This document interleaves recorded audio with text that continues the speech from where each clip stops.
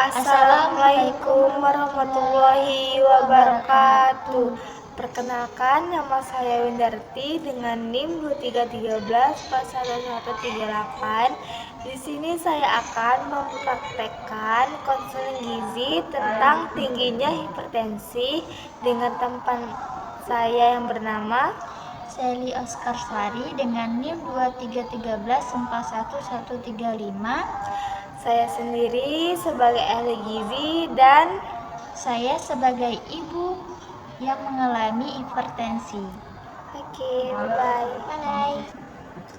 Assalamualaikum, selamat pagi Ibu. Perkenalkan, saya Windarti, ahli gizi di rumah sakit ini.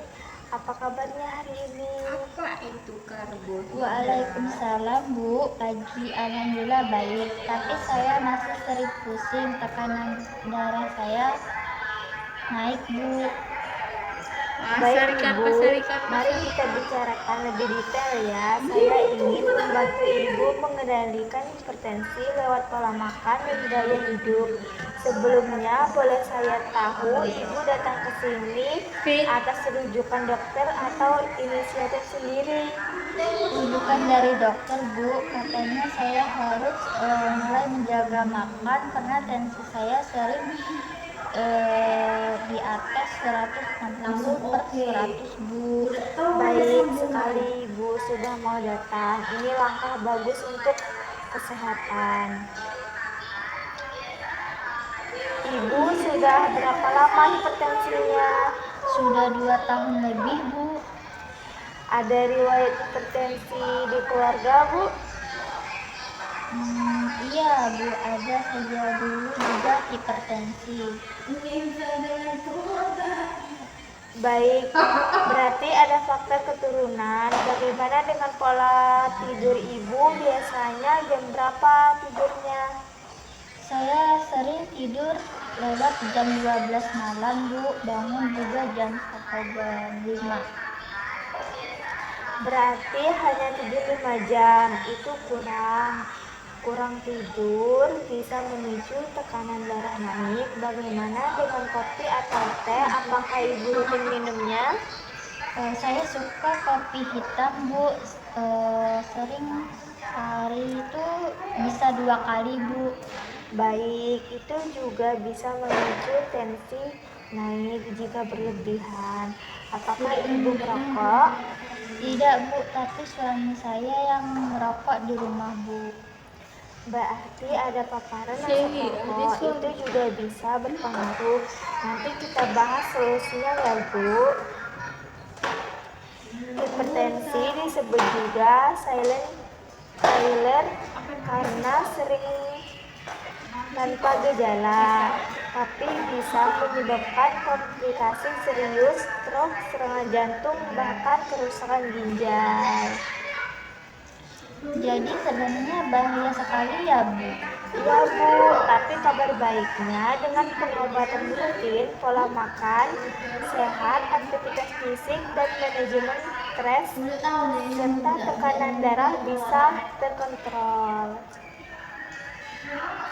Salah satu faktor terbesar adalah garam. Batas maksimal 1 sendok teh kecil per hari, tapi banyak orang tidak sadar kerupuk, mie instan, kecap, saus, semuanya mengandung garam tinggi. Pantesan ya Bu, setiap habis makan mie instan saya suka pusing. Betul sekali Bu. Selain itu, makanan tinggi lemak jenuh seperti gorengan, rendang, santan, kental, kulit ayam juga perlu dibatasi ya Bu. Mari kita coba simulasi Bu. Misalnya 1 bungkus mie instan kandungan natrium sekitar 1.200.000 mg itu sudah lebih dari setengah batas harian. Jadi kalau makan 2 bungkus otomatis sudah melebihi. Oh begitu. Padahal saya suka sering sekali mie instan ya Bu. Tidak apa-apa sekali sebulan, tapi jangan dijadikan kebiasaan. Boleh diganti dengan mie rebus sendiri dari bihun atau mie basah tanpa bumbu instan ya Bu. Begitu juga kerupuk dalam satu genggam bisa mengandung garam setara 1/2 sendok teh. Jadi meski kelihatannya ringan, sebenarnya tinggi garam. Berarti saya harus mulai hitung-hitung ya Bu. Iya Bu, dan selalu lihat tabel gizi pada kemasan. Kalau kandungan natriumnya di atas 300 mg per sajian, sebaiknya dibatasi. Saya akan contohkan menu 3 hari untuk Ibu. Hari pertama untuk makan pagi oatmeal, pisang, dan teh tawar. Snacknya buah pepaya. Dari cerita Makan tadi, siang Ibu nasi sering ringan, tidak sayur paham. udang, sayur asem. Apa kesulitannya? Sore jagung rebus.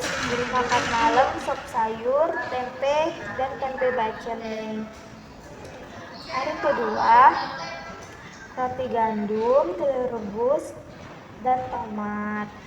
Snacknya bisa buah apel dan buah-buah lainnya. Makan Kalau siang, nasi begitu putih bisa sedikit, coba ayam sarapan panggang, roti dan gandum kacang sama kulit. telur atau Snack bisa sore, kacang rebus.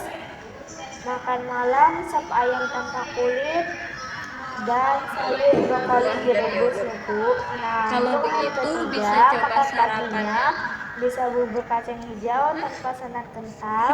Snacknya Kalau begitu bisa semangka. coba sarapan yang praktis Makan seperti roti gandum siangnya nasi sama merah, telur atau ikan buah kembung sama bakar, yogurt. sama sayur bening bayam.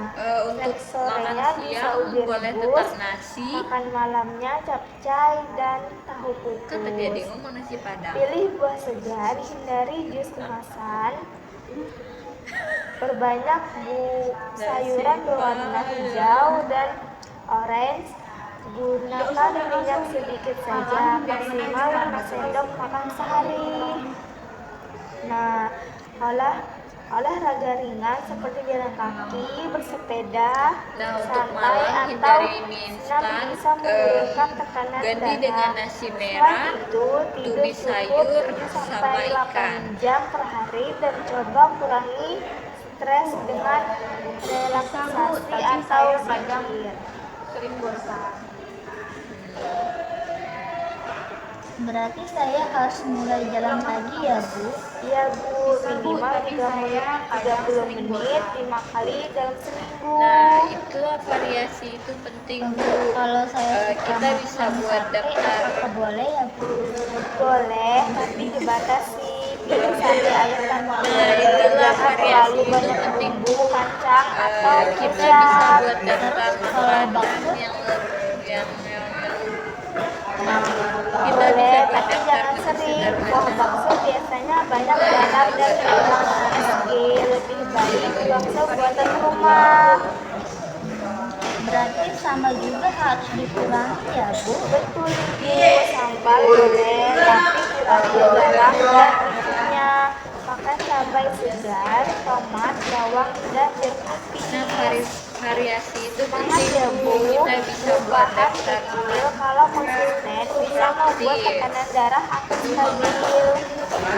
variasi itu Baik penting Ibu, kita kita bisa sudah buat bahas banyak hal. Pola makan, olahraga, tidur, stres, cara membaca label makanan. Saya harap Ibu bisa mencoba satu persatu dulu. Tidak harus langsung sempurna. daftar Iya menu. Ibu. Saya berkomitmen Variasi itu mengurangi penting. garam dan gorengan serta tambah sayur setiap hari. Variasi itu Bagus penting sekali, kita insya bisa Allah buat dengan komitmen menu daftar makan tekanan sederhana. darah akan lebih stabil. Terima kasih sudah hadir hari ini. Assalamualaikum Ibu. Waalaikumsalam. Sekian mungkin hanya itu yang dapat saya sampaikan. Terima kasih telah menonton. Saya ucapkan wassalamualaikum warahmatullahi wabarakatuh.